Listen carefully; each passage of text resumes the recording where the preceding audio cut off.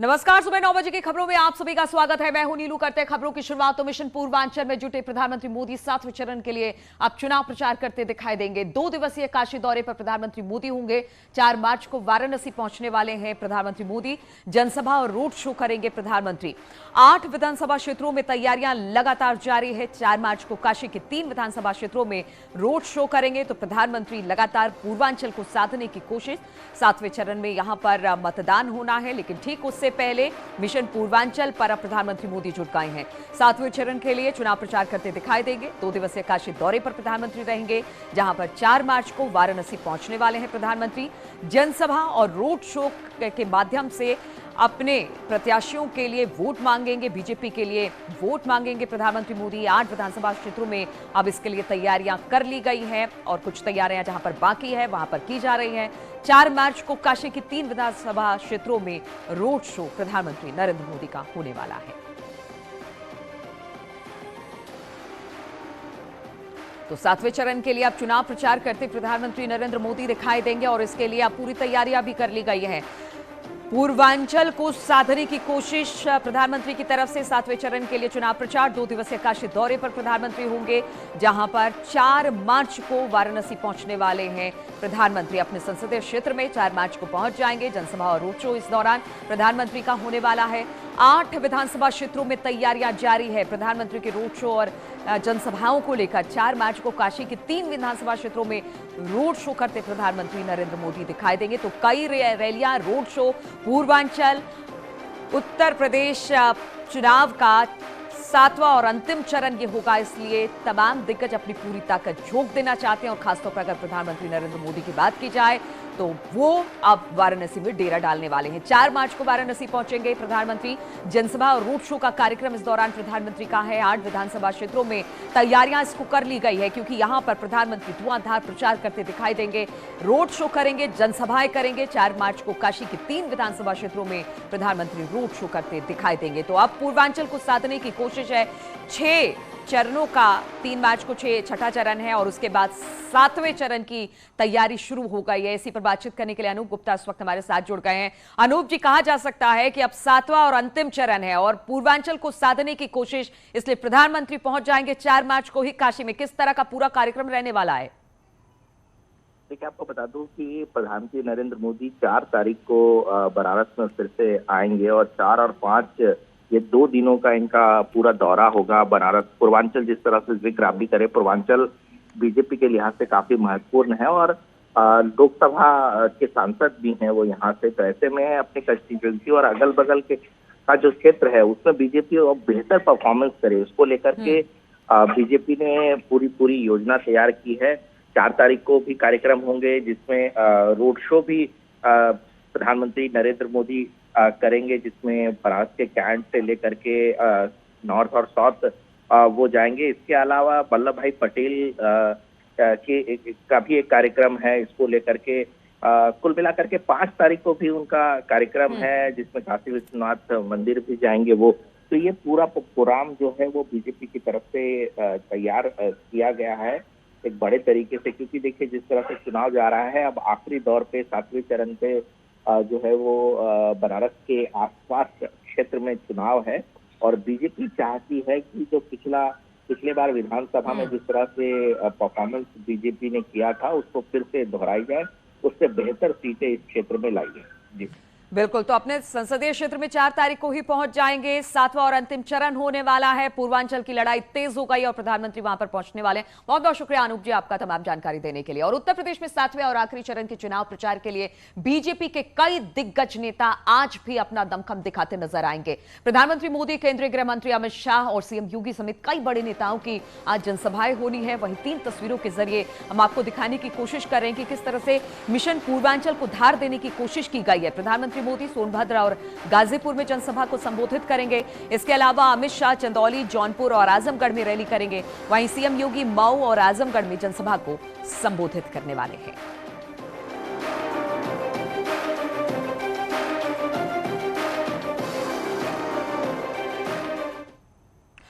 उधर विपक्षी दलों के नेता भी ताबड़तोड़ चुनाव प्रचार कर अपने अपने पक्ष में माहौल बनाने की कोशिश कर रहे हैं। एसपी अध्यक्ष अखिलेश यादव आज जौनपुर में जनसभा को संबोधित करेंगे। वहीं कांग्रेस महासचिव प्रियंका गांधी और बीएसपी महासचिव सतीश चंद्र मिश्रा आज आजमगढ़ में चुनाव प्रचार करते दिखाई देंगे। दोपहर बाद अखिलेश भी पहुंचने वाले हैं, यहां पर उनकी चुनावी रैली होने वाली है। वहीं प्रियंका गांधी का निजामाबाद इलाके में भी कार्यक्रम रखा गया है। सतीश चंद्र मिश्रा दोपहर में जनसभा को संबोधित करेंगे। तो ये विपक्षी पार्टियों के बड़े नेता भी आज चुनावी मैदान में प्रचार करते दिखाई देंगे।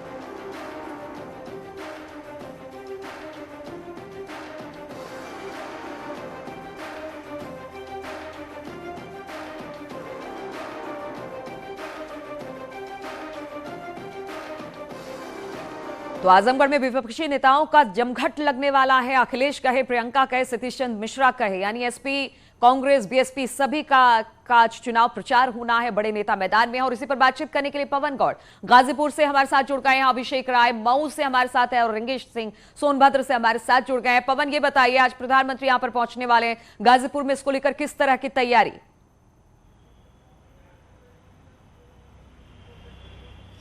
देखिए नीलू, प्रधानमंत्री लगातार अब मिशन पूर्वांचल की तरफ बढ़ गए हैं और लगातार पूर्वांचल में लगातार दौरे कर रहे हैं। पिछले 27-28 तारीख को आपने देखा बनारस गए, काशी विश्वनाथ के दर्शन किए।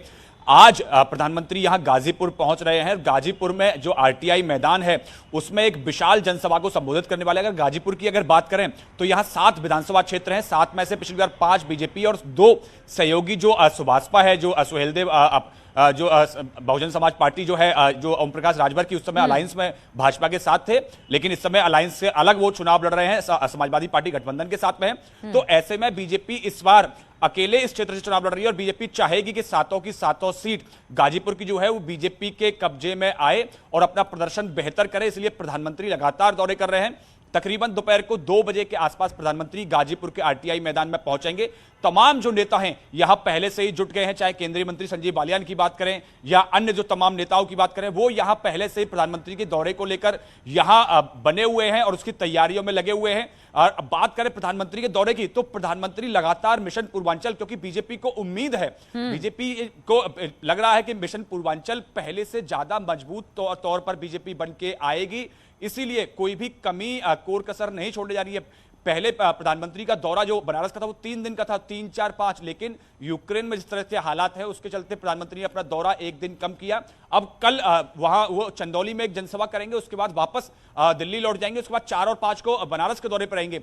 लेकिन क्योंकि प्रधानमंत्री की अब ये लोकसभा क्षेत्र है, उसके आसपास का ये सारा एरिया लगता है, चाहे गाजीपुर हो, चंदौली हो, बनारस हो, जो 7वें फेज में मतदान होना है। तो ऐसे में प्रधानमंत्री की अपनी जो लोकप्रियता का फायदा बीजेपी उठाना चाहती है और इसीलिए प्रधानमंत्री को हर जगह रैली, बिल्कुल। और पवन, कहा भी गया है कि अगर प्रधानमंत्री वहां पर डेरा डालते हैं तो इसका बहुत ज्यादा प्रभाव पड़ेगा। हमारे साथ सोनभद्र से रंगेश भी जुड़े हुए हैं। रंगेश, सोनभद्र में भी आज प्रधानमंत्री की एक जनसभा होने वाली है, इसको लेकर किस तरह की तैयारी है? जी देखिए, बताते नहीं कि यहाँ पे सोनभद्र में इसके पहले 2017 में चारों विधानसभा पे बीजेपी या उसके सहयोगी दलों का कब्जा था और आज प्रधानमंत्री दुर्ग इंजीनियरिंग कॉलेज में लगभग 1 बजे पहुंचेंगे और 40 मिनट यहाँ पे लगभग रहेंगे और इस दौरान वो चारों विधानसभा सीटों के लिए अपने प्रत्याशियों के पक्ष में माहौल बनाएंगे।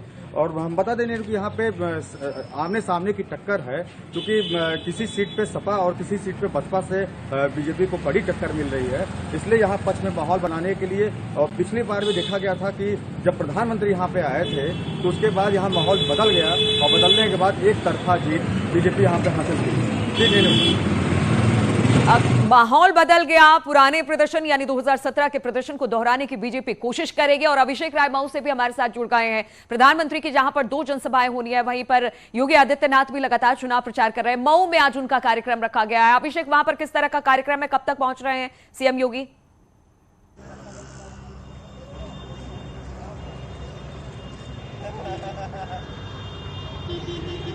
अभिषेक, आवाज मिल रही है आपको?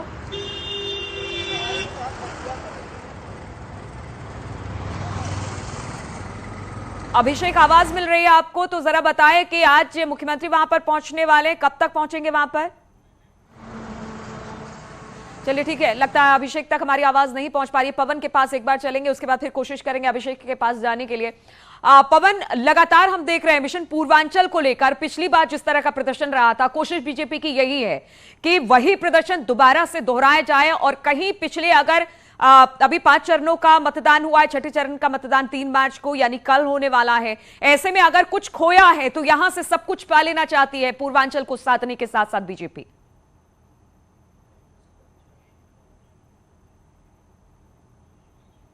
चुनाव की बात करें तो पूर्वांचल के जो सभी जो क्षेत्रीय दलों की अगर बात करें, चाहे वो अपना दल हो या ये ओम प्रकाश राजभर की पार्टी हो, ये दोनों ही दल बीजेपी के साथ थे। तो बीजेपी ने बहुत बेहतरीन प्रदर्शन पिछली बार किया था।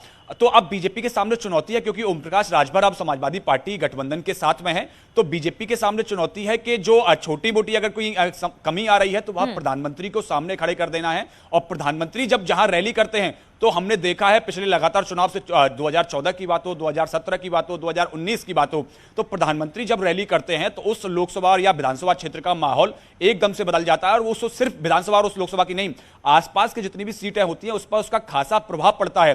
इसलिए क्योंकि जब हम तमाम बीजेपी नेताओं से बात करते हैं तो उनका कहना यह होता है कि पूर्वांचल में हम लोग बहुत मजबूत हैं, इसलिए हम लगातार और अच्छा प्रदर्शन करना चाहते हैं। क्योंकि छठवें फेज में गोरखपुर और उसके आसपास के क्षेत्र में मतदान है, तो वो योगी आदित्यनाथ का गढ़ माना जाता है। और 7वें फेज में बनारस, जो कि प्रधानमंत्री का जो अपना खुद का लोकसभा क्षेत्र है, और उसके आसपास के क्षेत्रों में मतदान होना है। तो ऐसे में बीजेपी को पूरा भरोसा है कि अपने जो ब्रांड वैल्यूज हैं, चाहे ब्रांड फेस जो है, चाहे वो योगी आदित्यनाथ की बात हो या प्रधानमंत्री की बात हो, उन दोनों ही चेहरों को कैश करना चाहती है। और कहीं भी अगर ये ओम प्रकाश राजभर की पार्टी जो गठबंधन छोड़ गई है, उससे कहीं ना कहीं अगर थोड़ा सा नुकसान भी अगर हो रहा है तो प्रधानमंत्री और मुख्यमंत्री योगी आदित्यनाथ के चेहरे के साथ उसकी भरपाई कर ली जाए। इसलिए लगातार प्रधानमंत्री दौरे पे दौरे कर रहे हैं। आपने देखा 2 दिन पहले बनारस गए, वहां काशी विश्वनाथ के दर्शन किए। बिल्कुल, उसके बाद में आज पोस्टर बॉय भी हैं और कहते हैं जहां पर प्रधानमंत्री पहुंच जाते हैं वहां पर बीजेपी के पक्ष में हवा बनाने में आसानी हो जाती है। नितिन इस वक्त हमारे साथ चंदौली से जुड़ गए हैं। नितिन, यहां पर अमित शाह की रैली, किस तरह की तैयारी अब इसको लेकर? नहीं, निश्चित तौर पर आज धुआंधार बुधवार है और चंदौली में सिर्फ अमित शाह ही नहीं है, राजनाथ सिंह भी हैं, धर्मेंद्र प्रधान भी हैं, प्रदेश अध्यक्ष सत्येंद्र देव सिंह भी हैं। तो एक बड़ा आप इसको कंबाइंड तरीके से कस लिया है भारतीय जनता पार्टी ने और धुआंधार रैली है। अमित शाह यहाँ 11 बजे पहुँच रहे हैं बलुआ इलाके में और वहाँ पर सकरडीहा के अपने प्रत्याशी के पक्ष में वो जनसभा को संबोधित करेंगे। 12 बजे के करीब यहाँ राजनाथ सिंह भी पहुँच रहे हैं और वो यहाँ पर चकिया में और मुगल सराय में अपने प्रत्याशियों के प्रति के पक्ष में जनसभा करेंगे। तो बड़ा आयोजन है। साथ ही चकिया में आज स्वतंत्र देव सिंह भी है और मुगल सराय में धर्मेंद्र प्रधान है। शाम को मनोज तिवारी भी हैं, उनका रोड शो है। तो आज पूरा दिन भर बुधवार का ये पूरा दिन जो है वो राजनीतिक तौर पर और खासकर भारतीय जनता पार्टी के जो नेताओं का मूवमेंट रहेगा। यहाँ पर चुनाव प्रचार यहाँ पर तेजी से चल रहा है और अमित शाह 11 बजे पहुंचेंगे, 1 घंटा यहाँ रुकेंगे।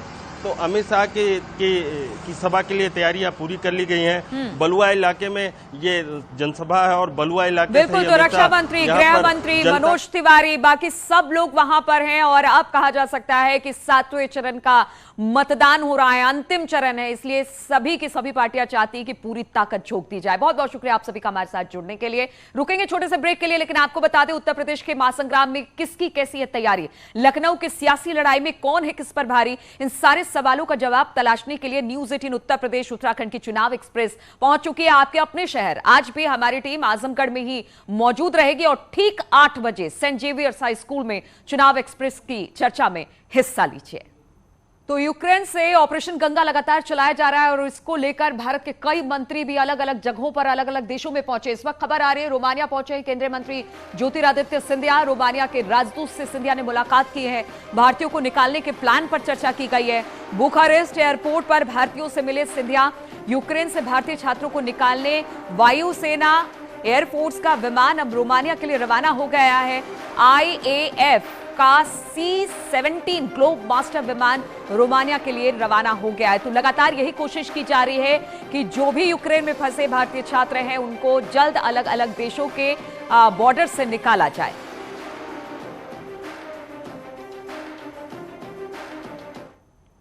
और केंद्रीय नागरिक उड्डयन मंत्री ज्योतिरादित्य सिंधिया यूक्रेन में फंसे भारतीय नागरिकों को निकालने के प्रयासों की निगरानी के लिए रोमानिया की राजधानी बुखारेस्ट पहुंच चुके हैं। बुखारेस्ट पहुंचने के बाद सिंधिया ने रोमानिया में मौजूद भारतीय राजदूत राहुल श्रीवास्तव के साथ बैठक की और यूक्रेन में भारतीय नागरिकों के रेस्क्यू प्लान पर भी चर्चा की है और इसको लेकर उन्होंने एक ट्वीट भी किया है।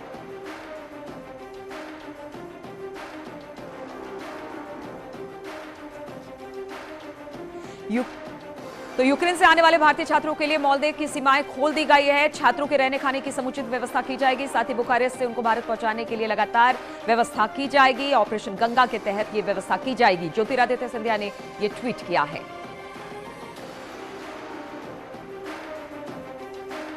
और ऑपरेशन गंगा के तहत भारतीयों को यूक्रेन से निकालने के लिए पिछले 24 घंटे में 6 फ्लाइट रवाना कर दी गई है। अब तक 1377 भारतीयों को यूक्रेन से वापस लाया गया है। तो इस बात की जानकारी दी जा रही है।